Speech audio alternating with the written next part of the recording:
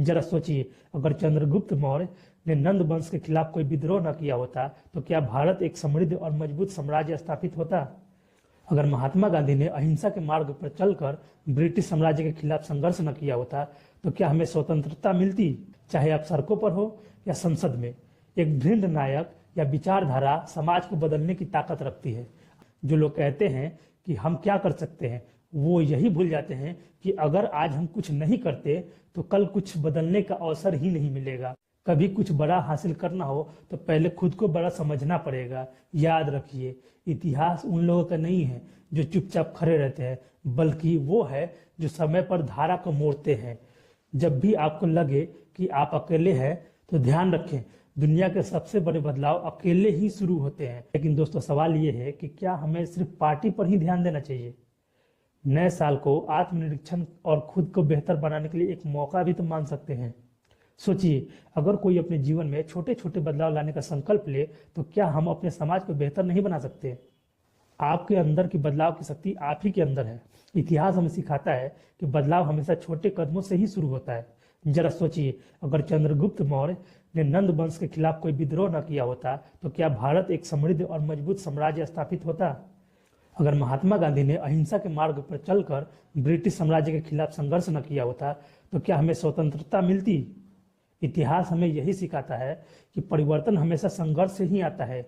यही उस शक्ति का प्रतीक है जो एक व्यक्ति या एक छोटे से समूह के भीतर होती है। चाहे आप सड़कों पर हो या संसद में, एक दृढ़ नायक या विचारधारा समाज को बदलने की ताकत रखती है। आज के समय में भी हम सबके अंदर वही शक्ति है। हम भी अपने देश, समाज और अपनी दुनिया को बेहतर बना सकते हैं। जो लोग कहते हैं कि हम क्या कर सकते हैं, वो यही भूल जाते हैं कि अगर आज हम कुछ नहीं करते तो कल कुछ बदलने का अवसर ही नहीं मिलेगा।